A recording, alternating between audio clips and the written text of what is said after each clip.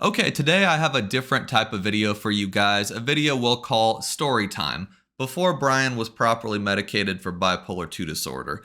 And in this video, I'm going to share a bunch of funny anecdotes that my wife wrote down for us about all the times that I did something stupid or reckless as an unmedicated bipolar person.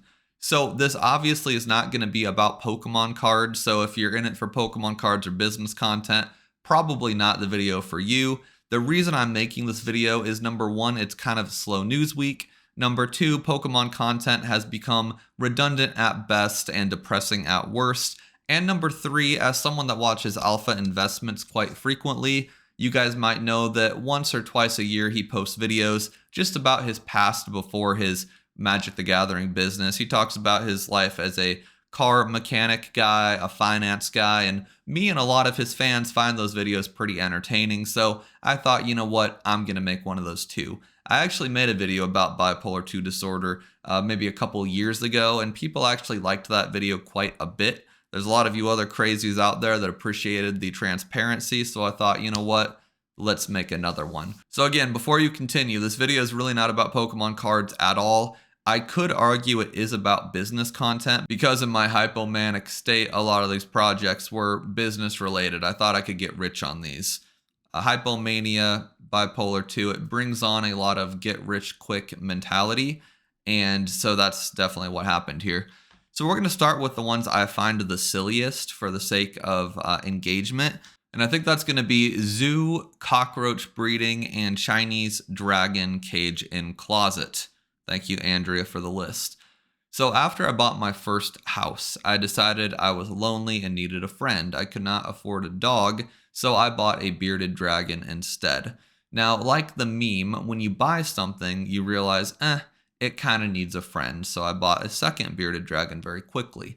Now, bearded dragons are about $150 a piece in Nebraska, and you got to get a tank and lighting and blah, blah, blah, blah, blah. So if you do it correctly, which I did, you're going to spend probably $300 to $400 per enclosure with dragon. And you've got to remember here, Brian wasn't the Pokemon millionaire I am today. I had about $1,000 in my bank account. So I spent $600-700 of it on my first two bearded dragons. Now, like I am today, I am able to scrap together money whenever I need it. So I started doing a bunch of side hustles that actually worked. I had an eBay side hustle. I had a good job at Berkshire Hathaway. And so every time I got a few $100s, instead of putting it in savings like a non-bipolar 2 disordered person, I would invest it into my zoo. So after the two bearded dragons, I bought a ball python. After the ball python, I bought another ball python. After that ball python, I adopted a third ball python from a friend. I then bought a leopard gecko, a Chinese water dragon, which we'll talk about, a tarantula, two axolotls, a crusted gecko, this big prehistoric looking fish, and I think a couple other animals. And at this point, I was like, I'm going to make a zoo. And this is what bipolar people do. They get these crazy, they call it like feelings of grandeur, where everything in your brain seems like a really good idea at the time. You kind of think of yourself as a god, so to speak. So instead of a reckless reptile collection, I looked at this as a business. And so then I started going to reptile conventions, and there I bought this very rare Argentinian blue-tongued skink with a split tail, and that was like $400. His tank cost another $400. So at this point, my reptile zoo that I thought I'd make money on was probably worth $10,000 or so. And granted, at any time, my bank account is usually at most $1,000 and at least $100. And I just, every time I made money, I invested it into the zoo. And if I didn't include it already, another thing bipolar people do is they basically obsess over something to the point where it completely takes over their life. Like having a zoo with reptiles, that's already quirky enough. But this is literally all I thought about day and night, no matter what. When I'm with friends, when I'm with family, I thought about my reptile collection. That's just what it does to you when you're not properly medicated. So at this point, I have 16 animals. I've got $10,000 invested, and now I need to monetize it. So my idea was to start a YouTube channel for my reptiles and get that monetized. So I started a YouTube channel. I became absolutely obsessed with that. I then took my trained reptiles to Andrea's school. She's a teacher, to show kids show kids them, let them interact with the animals. And then I was going to start a business where I visited schools and did kind of an animal encounter thing. And then I realized that wasn't interesting to me. TLDR is like every unmedicated bipolar person. Once you hit a certain level of mania, as they call it, you go into this depressed state that completely paralyzes you head to toe for up to a week. That's exactly what happened.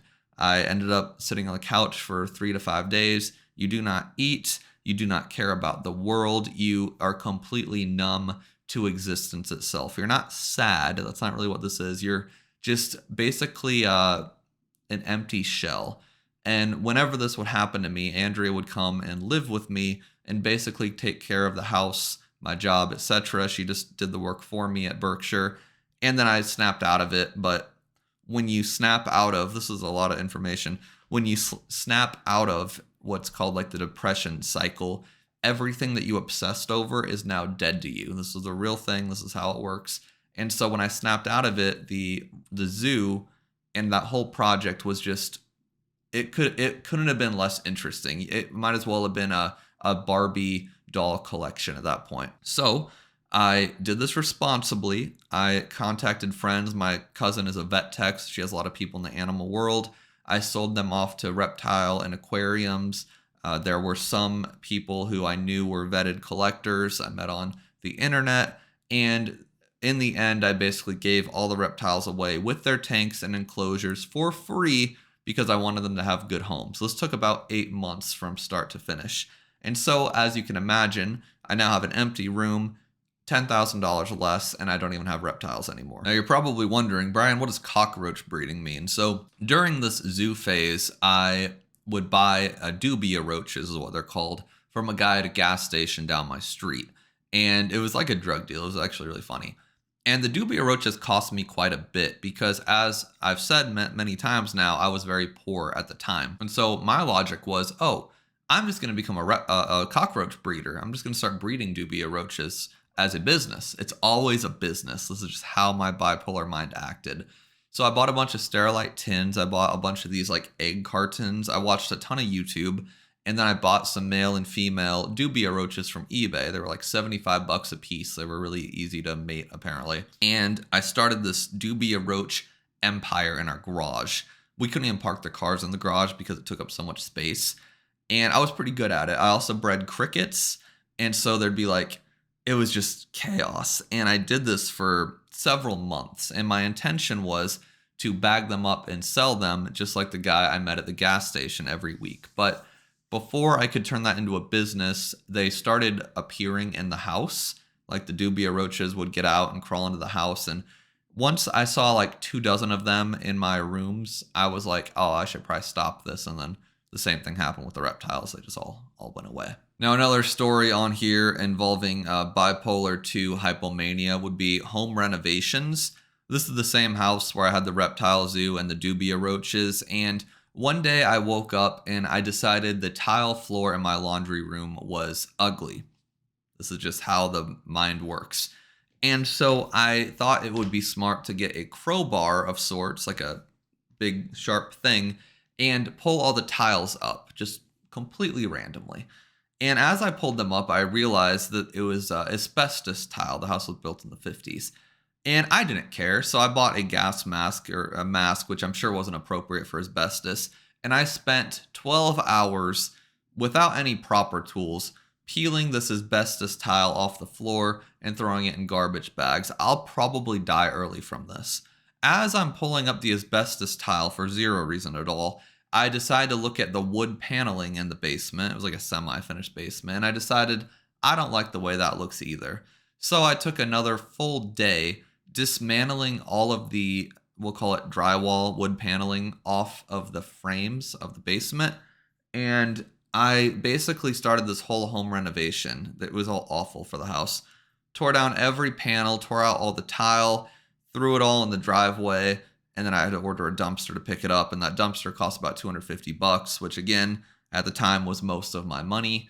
And then I did nothing with the basement at all. Now, also in the basement, there was an extension the previous owner added to the house. They like added like a sunroom. And so if you guys are familiar with extensions to a home, they dig the foundation down a few feet, but it's not like a full foundation. It's a few feet, basically a crawl space. And I knew this crawl space was somewhere in my basement. And so I looked outside and I came back in and I determined it was about right here. And so I took all these cinder blocks and I slowly removed the cinder blocks that they basically built up to cover the hole. And then I had access to this crawl space, which wasn't very large at all. And so this manic idea was, oh, I'm going to dig out all the dirt in this crawl space and build a sandy oasis. And so my intention was to take a shovel and buy a conveyor belt and shovel the dirt out onto the conveyor belt, convey it to the driveway, and then I was going to buy like 10,000 pounds of sand and replace the dirt with sand and then build like, again, this inside beach oasis. These are the kind of projects you come up with when you're sick and unmedicated, just stupid random shit. The only reason I did not finish my underground oasis was because I decided to sell this house, again, in a just bipolar manic rage. I worked for Berkshire Hathaway at the time. This is on the list too. And I overheard a conversation about a first-time homebuyer grant. And the thing about this grant was you didn't actually have to be a first-time homebuyer, ironically. You just had to want to buy a house under a certain price range. And the price range was good. And so I got some information about this, and I came home, and I told Andrea, hey, we're going to move. And she's like, what do you mean we're going to move? We can't move. We don't have any money. Like, what are you talking about? I'm like, well, there's this $15,000 grant. And I'm like, we're going to get that grant. And then we're going to sell everything we own. And we're going to move to a nicer house. That was the decision making. And so I worked really hard on eBay. I worked overtime at Berkshire. I sold pretty much everything I owned. We raised just enough money for the down payment. And then the grant was $15,000, which helped. And within 90 days, because that was a limit, we moved out of house 1 into house 2. Completely manic idea. After I fall into my depression state and again wake up, quote unquote, after about 5-7 days, I fully regretted the decision because we did not have enough money to pay the mortgage on this house. Absolutely deplorable decision. We somehow made it through, but it was a very financially taxing period on us. She got a better job. She was in college at the time, like she was a student teacher. So she got a real job as a teacher. And I got a raise. And then again, I basically just worked like 18 hours a day on my side hustle, which was eBay. And we barely got by. Then I started the Pokemon card business, which was also a manic phase. And we did well. We got rich and we were fine. But that's not interesting. So let's go on. Casino is a good one. So in that first house, obviously these aren't in any order, I had this living room. It was the extension part of the house. So it was like this extra room that it was just pure extra space. And I always wanted a theme in this room. So I had a ping pong table in there at one time. And we played ping pong quite a bit. But then one day I decided I don't like ping pong anymore. So we sold the table tennis table. And I had this empty room. And I spent my, again, entire savings on pachinko machines. My plan here was I'm going to build a casino in my living room and then host like secret casino parties with neighbors and people from Craigslist. Yes, this was a real plan. So I bought these pachinko machines at thrift stores and then these slot machines from basically a defunct casino. And I had seating in the living room. I had like coins in these barrels. I had neon lights. I set up this whole casino in my living room. You'd swear I was rich with all these projects, but basically every time I started a project, I'd sell all the shit and then use that money to buy new stuff along with, again, side hustling. So casino, that went well for about a month and a half. And then I got very sick of that, sold all the machines, some of them at a profit. And then I put all that money into, maybe it was the reptile room. I don't remember the order of these things, but that was fun. Naked Lady, if you guys see that on the list, I became a connoisseur of interesting furniture. So I collected side tables and lamps. I was a big side table and lamp guy. I almost had like a fetish for it. It's really hard to describe. But every time we'd go to a garage sale, me and my dad, I would find these side tables that I just found really just fascinating. Again, I don't know why. And lamps with like pirate ship themes, lamps with crazy lamp shades. I bought this tall lamp that we called the vagina lamp, and it was like these tall fins. It was like 6 feet tall. That was really expensive. It was like a art deco type thing. And then I decided I really liked statues. And so I bought this statue of a naked lady, very like Roman Empire looking. I don't know. And Andrea hated this thing. It was huge. It was like 5 feet tall. And I hauled that in with the help of a lot of friends. And that was in the corner of what used to be the casino. So I had this room now empty except for like 10 different side tables and probably 20 lamps. I had so many lamps that I had them lined across the wall. I had like a lamp collection. And then after another depression state, I realized, oh, this is kind of dumb. And I sold everything at a garage sale. Got several $100s, put that towards my next thing. What was the next thing? Let's see. Keep in mind, this is over like 8 years. So if you're wondering how I kept getting more money, this was like 8 years of being a bipolar person. So keep that in mind. I think it all went to tea. So yeah, sometime around the casino, I became this tea connoisseur. This was another manic high of mine. It started, my buddy Danny gave me some tea. He had like a cast iron teapot. Tivana was his store at the time, RIP Tivana. And he poured me a cup of tea. And I was like, oh, this is cool. I'm like, this is just some, Lipton tea that you buy at Walmart. This is like real tea, like, Chinese dynasty tea. And so my brain told me I need to go all out on tea. And so I collected these expensive, like $150 cast iron teapots. And I built a shelf and I had all these teapots.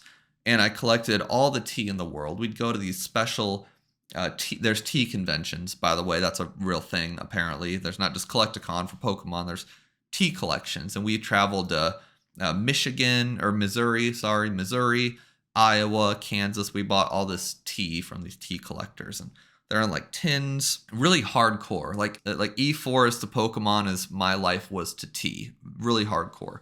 And I did this for about a year or so. And then I, again, got sick of it. Actually, I hated tea. My taste buds actually changed, and I sold all the tea. And since then, I've never drinking tea again. I think tea is disgusting. Keeping up with the food and drink theme, I watched a YouTube video of someone making, I don't even know what it's called, like this Japanese string candy. The premise of it, it's like these sugar strings, and you keep folding them and folding them and folding them until there's like, I think like literally a million strings of sugar. I'm probably saying this wrong. This was like 7 or 8 years ago. But I decided I was going to become a Japanese candy maker. And so I bought, again, this was bipolar. A lot of it is spending money. A lot of bipolar people go homeless if they're not properly medicated, or they go bankrupt, or they go to jail for fraud in order to buy more stuff. So keep this in mind. All of these things involve stupid amounts of money. So I invested in all this equipment for my Japanese candy company, and there's a video. I wish I could find it. I tried to find it, but my whole kitchen, it looked like a food vendor. Like if you saw like a food truck for Japanese candy, that's how my kitchen looked. There was sugar I mean, it was like you'd think I was on meth. It looked crazy. I watched this video a couple years back. Andrea found it on her like phone or something. And I think she was trying to like help me like up here, like, hey, look how bad you're getting. This is not normal. She tried really hard to help me. I should mention that. Complete disaster. Just a loss of like $500 and we threw it all away. It was awful. But that was a thing. What else do we have? I guess going back to just stupid amounts of money spent in college, I got obsessed with credit cards because it was free money. So credit card churning is what they call it. I watched like a Graham Stephan video or something.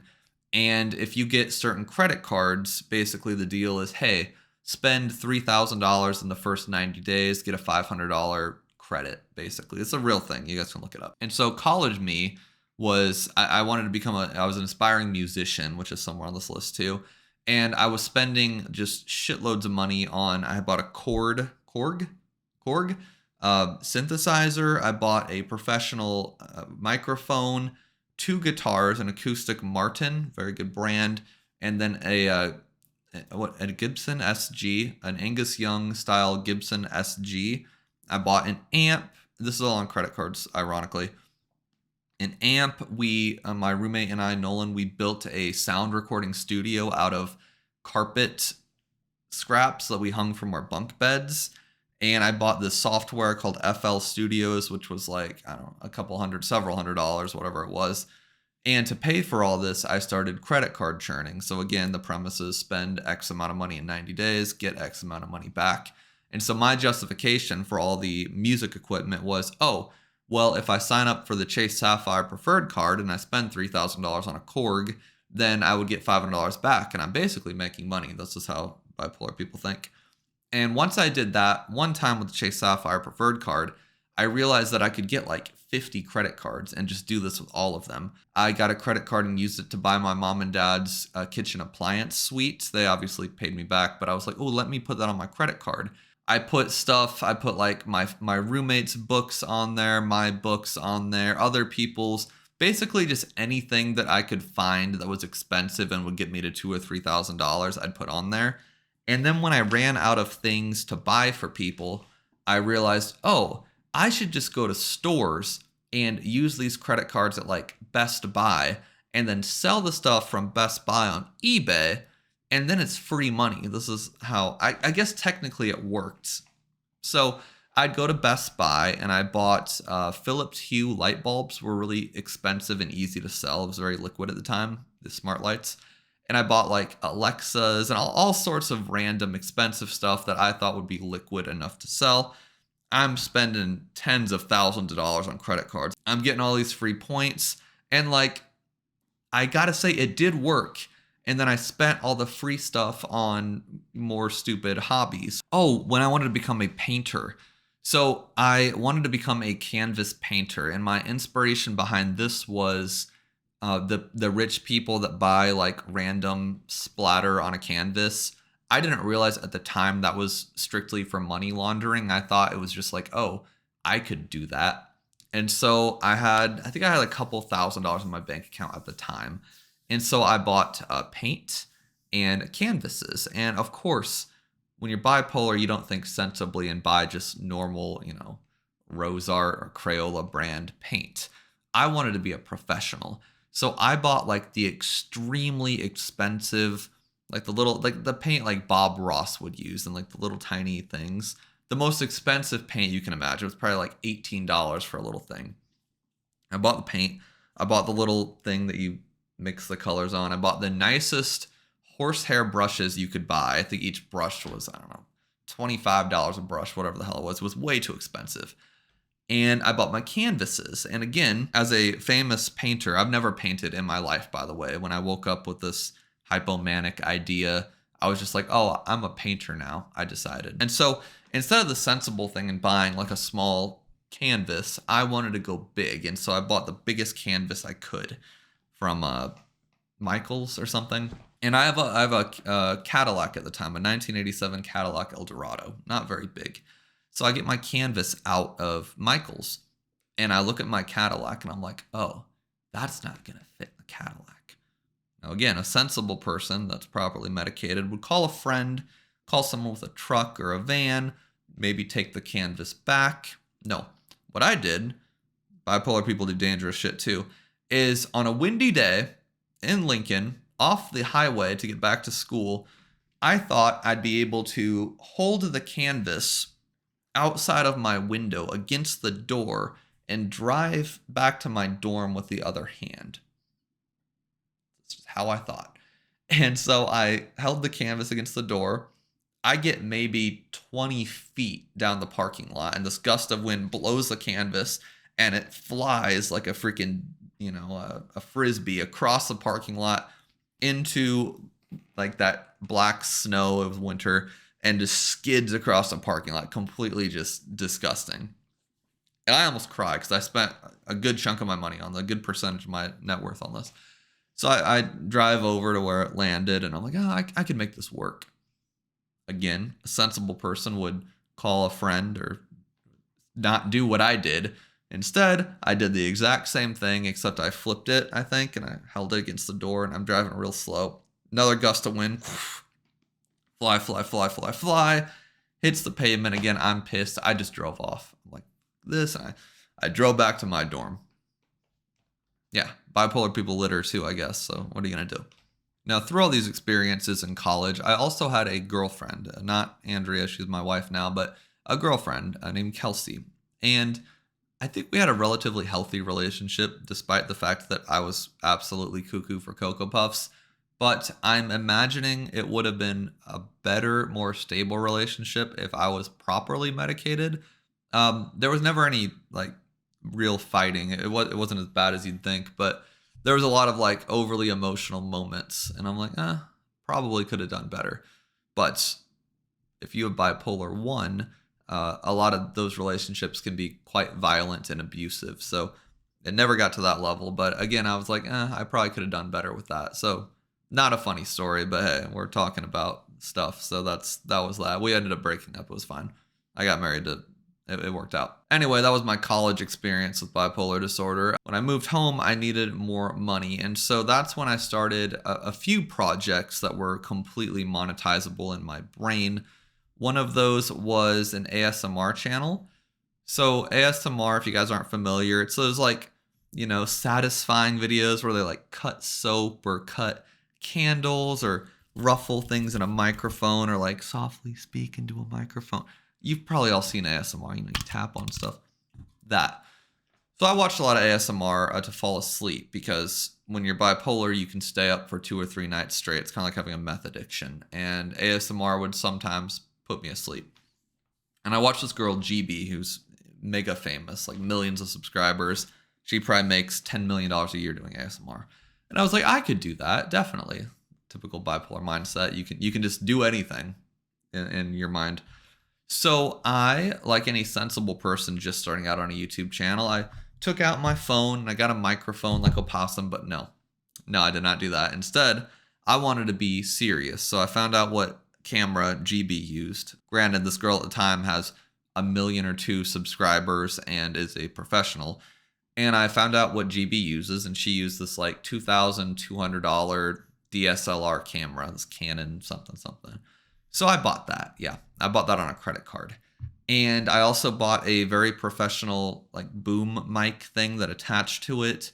I bought expensive lighting for several $100s. I bought a ton of props and other tools. I spent $50-$60 on glitter because at the time, you guys can look up flower foam ASMR. It's like foam, it's green foam, and you like squeeze it and you put glitter on it, and then it like look up flower foam ASMR. I did that. I also bought various soaps from Bath and Body Works and a nice knife, and you cut the soap in satisfying ways. I did this, and it became my absolute obsession. We at this point, Andrea lives with me now, and we're in that crappy house I told you guys about with the cockroaches and all that. And in the bedroom of this house, we had storage, and I moved all that out, and I threw that in like the living room, the casino living room, and I made this bedroom my studio. I had the whole thing ASMR'd out. I had neon lights, and it became my obsession. I made 1 to 2 ASMR videos per night. I had this whiteboard with a calendar. You guys have seen the whiteboard in my Pokemon card videos, same whiteboard. I had a schedule. This is literally all I could think about. I don't think I made it very clear yet. Maybe I have. But when you're bipolar and you're hypomanic, you just fixate on one thing and one thing only, absolutely obsessively, and nothing can break that. Like nothing. You don't see friends, you don't see family, you don't move away. You're locked in. I became locked in.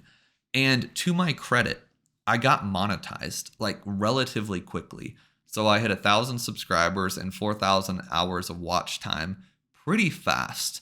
And I actually monetized the channel, and I made some money, a few $100s. Now, that's not nearly enough to repay the camera, the lighting, etc., but it was cool. The problem was I did this for about a month obsessively, and then I completely fell out of it. Fell into a 5 to 7 day depressive strike. Andrea has to do all my work at Berkshire Hathaway. I worked from home largely, so she did all the stuff for me, took care of the house, stuffed food down my throat because you don't eat when you're depressed. And yeah, when I woke up from it, quote unquote, had zero regard for ASMR, didn't give a shit, and I wanted to work on other projects. The problem was I had no money. So I sold the $2,200 camera for probably $1,700. I sold the lights for half of what I paid for. I sold all the props. I threw the glitter away because what are you going to do with glitter? I sold everything. The room was completely empty, and my wallet had probably $1,000 less than I had before. Whoops. Now, the one thing I did keep was I had a Yeti microphone, and I kept that because right after I decided to sell all my ASMR equipment, I realized there was a really good side hustle opportunity in reading audiobooks.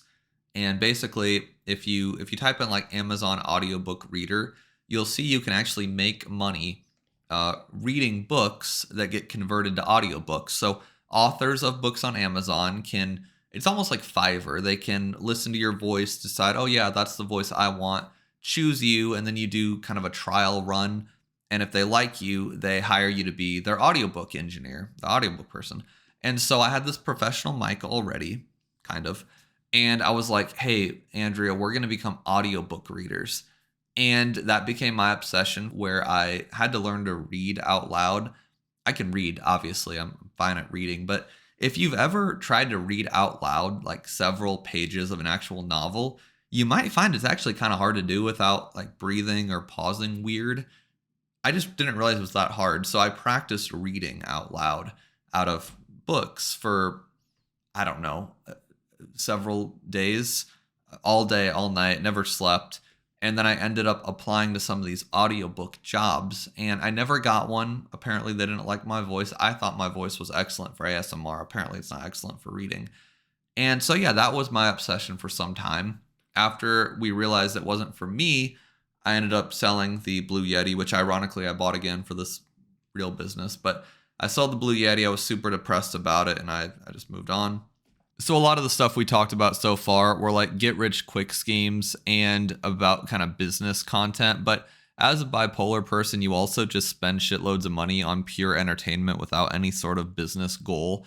My cousin Sophie, who's probably one of my best friends in the world, we went on a lot of adventures together over the past 10 years, adventures that neither one of us could afford in any way, shape, or form.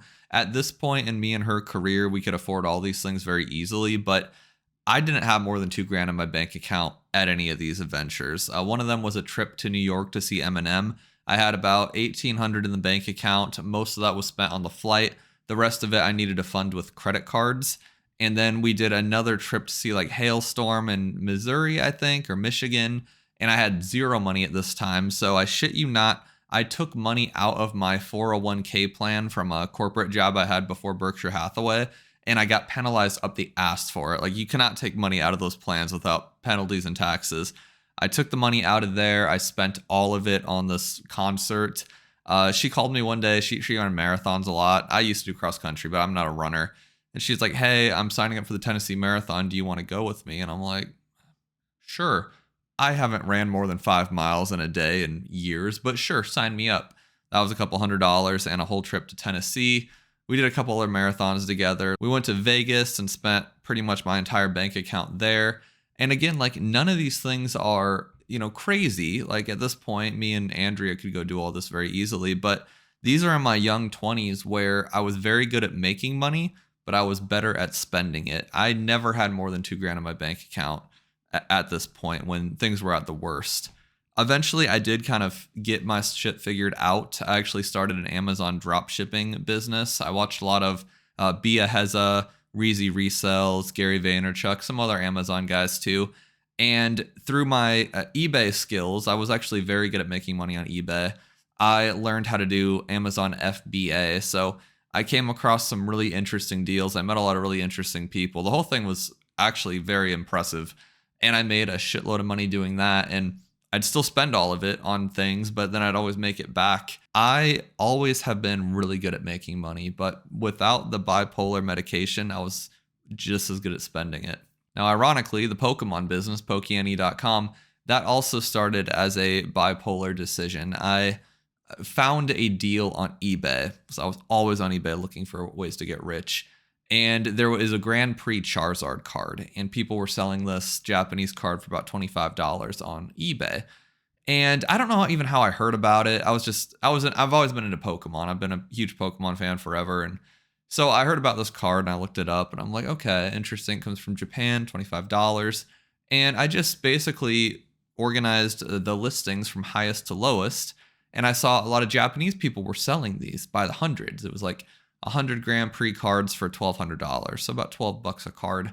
And I was like, okay, so if I buy 100 cards for $1,200 total, $12 a card, I could sell each individual card for like $25 or undercut the US market, sell them for 22 and churn them faster. And so I went to Andrea. I'm like, hey, I got this business opportunity. All my business plans started with, so babe, all of them.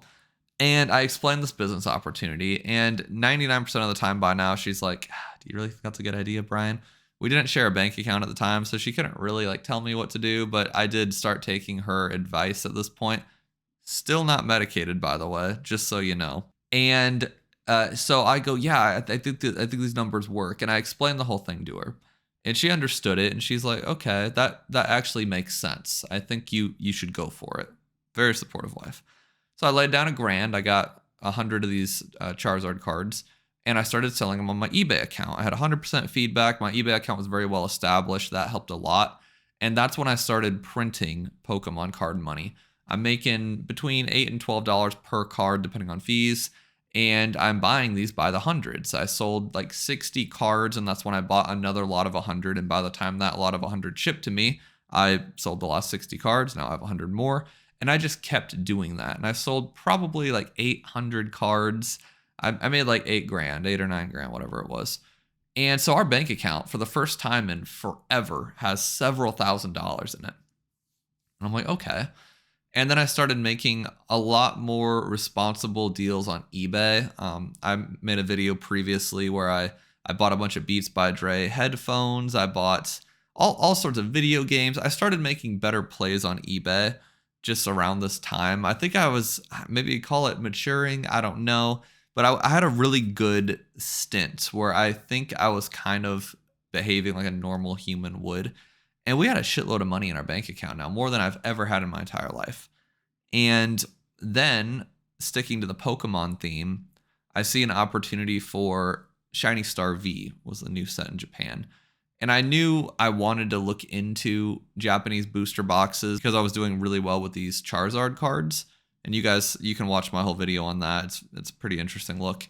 And so I was like, okay, I sell Japanese Charizard cards. I could probably sell Japanese booster boxes. So again, I look at Andrea and I go, hey, what do you think about this idea?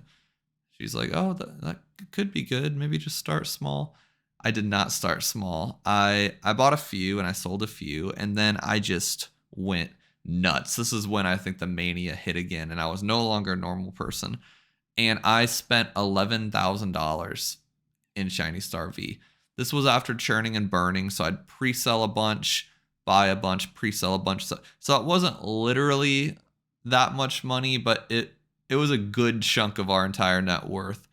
She was not happy about that decision.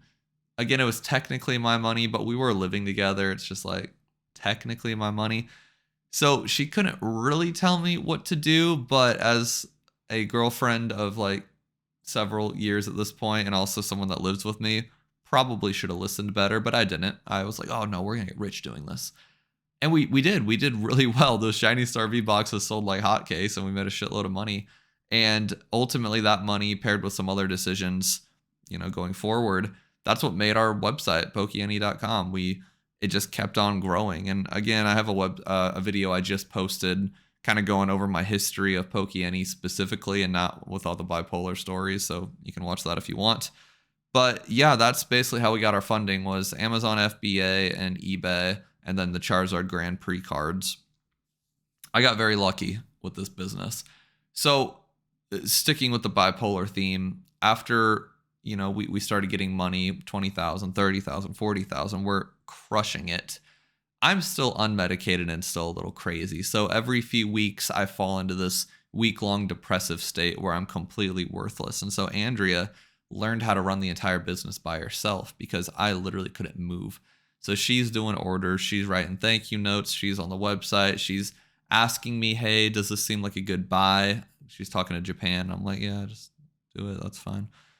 And so she became basically the CEO of PokeNE for, a week at a time every several weeks. So there's a good chance that if you were an early buyer of ours, there's a good chance she actually packed your order or procured your order from Japan or wrote you an email, whatever. Like, she ran the company again for 5 to 7 days at a time every several weeks.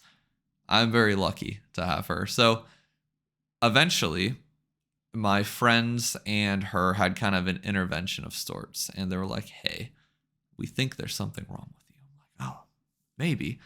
And I am actually a pretty good listener if someone like is direct with me. And so my buddy is a doctor, actually, literally. So he's like, yeah, he's like, your symptoms kind of match this. He's like, I'm not a psych, but he's a doctor. He's a smart guy regardless.